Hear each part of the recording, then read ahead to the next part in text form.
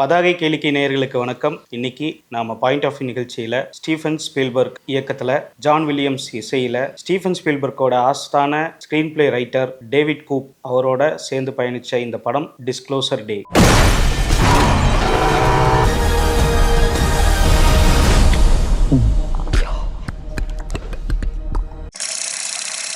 முதல்ல நாம கதை சுருக்கத்தை பார்த்துடலாம். இந்த கதையில எமிலி பிளண்ட் ஒரு நியூஸ் சேனல்ல வெதர் ரிப்போர்ட்டிங் கேர்லா வர்றாங்க. அந்த நியூஸ் சேனல்ல அவங்க பயணிக்கும் போது அவங்க ரஷ்யாலையும் கொரியன்லையும் பேசுறது நம்மளையும் வியக்க வைக்குது. அதே நேரத்துல அந்த எமிலி பிளண்ட் வேலை செய்யற அனைவரையும் வியக்க வைக்குது. அதே நேரத்துல அவங்க வெதர் ரிப்போர்ட் பண்ணிட்டு இருக்கிற சமயத்துல அவங்க ஏலியன் லாங்குவேஜ் பேச ஆரம்பிச்சாங்க. இது வைரல் ஆகுது.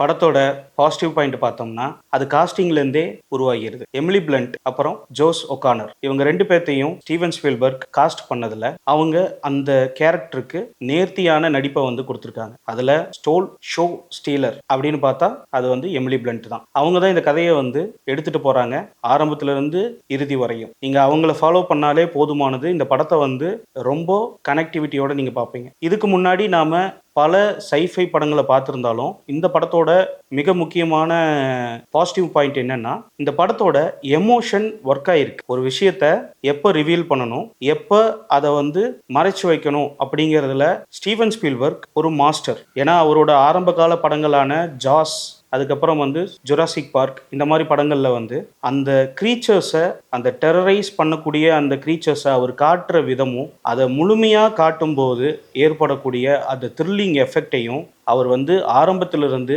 கடைபிடிச்சிட்டு வந்திருக்கார். அது இந்த படத்துல நேர்த்தியாவே தெரிஞ்சிருக்கு. ஏலியன்ஸ் இருக்காங்கன்னு நமக்கு தெரியுது. ஆனா எமிலி பிளண்ட்டும் ஜோஸ் ஒகானரும் ஏன் இப்படியான வினோதமான முறையில வெளிப்படுறாங்க அப்படிங்கிற விஷயத்த அவர் மறைச்சு கடைசியில கொண்டு வந்ததும், இதுக்கும் மிக முக்கியமான ஒரு பாசிட்டிவ்னு பார்த்தா அந்த ஏலியனை கடைசியில ரிவீல் பண்றதும் ஒரு பாசிட்டிவ் பாயிண்டா நம்ம கருதலாம். இந்த படத்தோட நியூட்ரல் பாயிண்ட் என்னன்னா இந்த படம் ஸ்லோ அண்ட் ஸ்டெடியா போகுது. இது முக்கியமா படத்தோட எமோஷனை ஆடியன்ஸுக்கு கடத்துறதுக்கு உதவுது. அதே நேரத்துல இந்த படத்துல மத ரீதியான கருத்துக்கள், ஒரு ஏலியன் பீயிங் வெளியே இருக்கு அப்படின்னு தெரிஞ்சதுன்னா மக்கள் என்ன மாதிரியான மனநிலையில இருப்பாங்க, அவங்க இந்த மனிதத்தை மறந்துடுவாங்களா அப்படிங்கிற முக்கியமான கேள்விகளை இந்த படம் கேட்டுட்டு வருது. ஆனா இந்த படத்தோட டெக்னிக்கல் ஆஸ்பெக்ட் பார்த்தீங்கன்னா ஒரு 2 காட்சி சொல்லலாம். அந்த 2 காட்சியுமே லென்த்தி ஷார்ட்ஸ் அப்படின்னு எடுத்திருப்பாங்க. எமிலி பிளண்ட் நியூஸ் வாசிக்கும் போதும் சரி, எமிலி பிளண்ட் தப்பிக்கும் போது ஒரு ரயில் காட்சியும் எடுப்பாங்க. இந்த ரெண்டுமே நம்மளை சீட் எட்ஜுக்கு கொண்டு வந்துடும். எக்ஸ்ட்ராடினரியான ஃபிலிம் மேக்கிங் அப்படின்னு தான் சொல்லணும். இந்த படத்தோட நெகட்டிவ் பாயிண்ட் என்னன்னு பார்த்தீங்கன்னா அப்படி ஒன்று இல்லைன்னு தான் சொல்லணும். இருந்தாலும் எனக்கு அந்த படத்தை பார்க்கும்போது ஒரு விஷயம் மட்டும் தோணுச்சு.